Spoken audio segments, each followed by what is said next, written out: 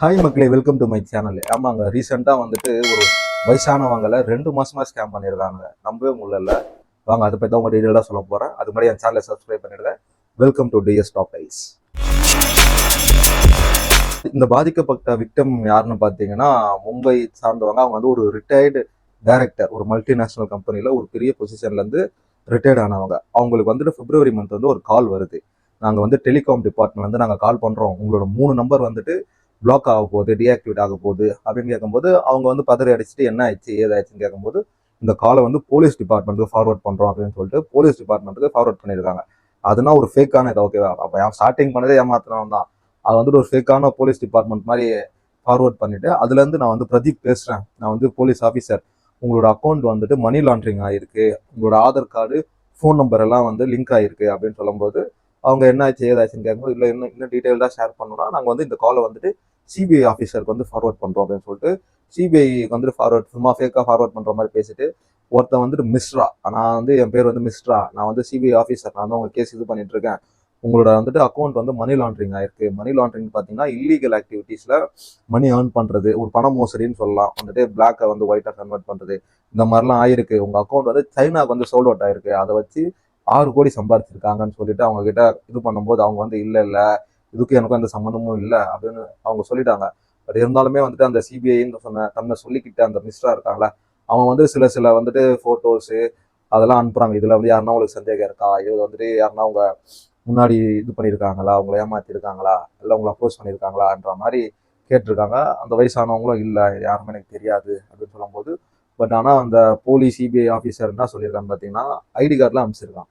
பாருங்க, உங்களுக்கு வந்து டவுட்டாக இருந்துச்சுன்னா நான் தான் ஒரிஜினல் இது வந்துட்டு போலீஸ் ஆஃபீஸரே இவர் தான், நீங்கள் வெரிஃபை பண்ணுறேன்னா வெரிஃபை பண்ணிக்கோங்க. பட் ஆனால் இந்த கேஸ் பற்றி யாருக்கும் வெளியே தான் டிஸ்கஸ் பண்ணாதீங்க, நீங்கள் டிஸ்கஸ் பண்ணிங்கன்னா நீங்கள் வந்துட்டு மகாராஷ்டிரா விட்டு வெளியே போக முடியாது, போகணுன்னாலுமே நீங்கள் என்கிட்ட பர்மிஷன் கேட்டு தான் போகணும் அப்படின்னு சொல்லி அவங்கள மூளை செலவு செய்து அப்புறமா என்ன ஆயிடுச்சு, சரி இந்த நீங்கள் வயசானவங்களா இருக்கிறதுனால இந்த கேஸை வந்து நான் ஈஸியாக முடிச்சிடலாம், நீங்கள் வந்துட்டு ஒரு 1 lakh ஃபைன் கட்டுங்க, அப்படி இல்லைனா வந்துட்டு 3 வருஷம் ஜெயில் அப்படின்னு அவங்க சொல்லும் போது அந்த வயசானவங்க பதறி அடிச்சு என்ன பண்ணியிருக்காங்க, 15 லட்சம் வந்துட்டு அனுப்பிச்சிருக்காங்க ஆன்லைனில்.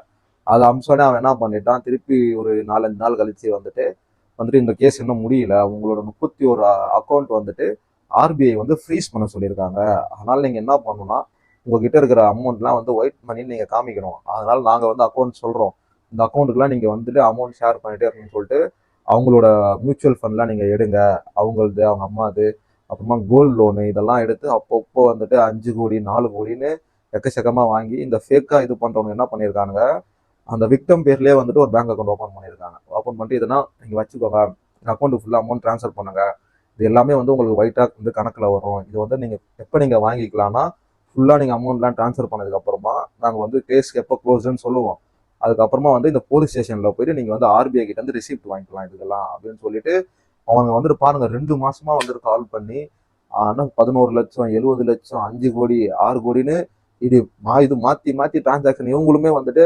டிஃப்ரெண்ட் அக்கௌண்ட்ஸுக்கு அமௌண்ட் போட்டுக்கிட்டே இருந்திருக்காங்க.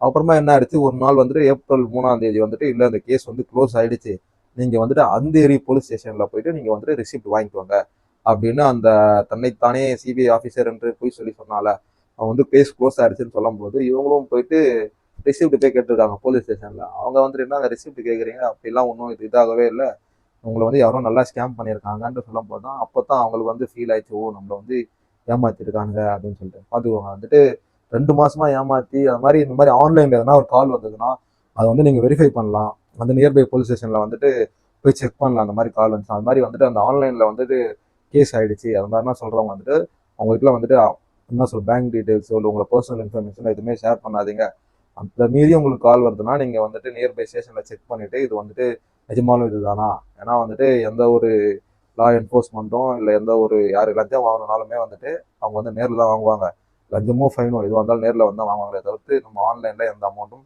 டிரான்சாக்ஷன் பண்ணக்கூடாது. அதனால் வந்துட்டு வந்து உங்கள் வீட்டில் யாருன்னா பெரியவங்க இருந்தாங்களா அவங்ககிட்ட சொல்லி ஜஸ்ட் இது மாதிரி ஒரு அவேர்னஸ் மாதிரி கொடுங்க. இதே மாதிரி என்ன ஆச்சுன்னு பார்த்தீங்கன்னா வந்து ஏடிஎம் ஸ்கேமும் வந்துட்டு எக்கச்சக்கமாக நடக்குது.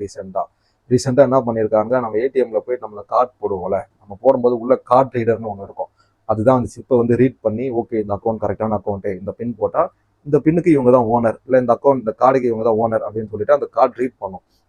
இப்போ என்ன பண்ணிக்கிறாங்கன்னா வந்துட்டு அந்த கார்டு ரீடர் இருக்குல்ல உள்ள, அதே வந்து எடுத்துடுறாங்களாம். எடுத்துட்டு வந்துட்டு யார் ஹிந்திக்காரங்களா இல்லை ஸ்கேம் அவன் யார் அது கிளியராக தெரியவே இல்லை.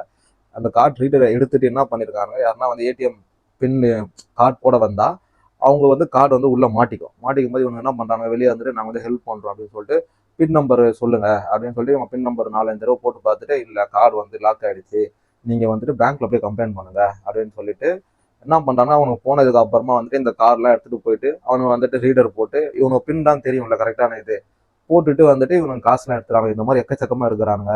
அதனால நீங்க எங்கன்னா ஏடிஎம் போறீங்க, அப்போ வந்துட்டு உங்க கார்டு மாட்டிக்கிச்சுன்னா யாருன்னா வந்து ஹெல்ப் பண்றேன் வந்துட்டு பின் நம்பர் சொல்லுங்கன்னா அப்படி சொல்லவே சொல்லாதீங்க. நியர்பை பேங்க்ல வந்துட்டு விசிட் பண்ணி இல்லை கஸ்டமர் கேருக்கு வந்து கால் பண்ணி நீங்கள் வந்து கார்டை வந்து பிளாக் பண்ணிட்டு புதுசாக கார்டு அப்ளை பண்ணுங்க. நியர்பை உங்களோட பிரான்ச்சஸில் போய் ரிப்போர்ட் பண்ணுங்க.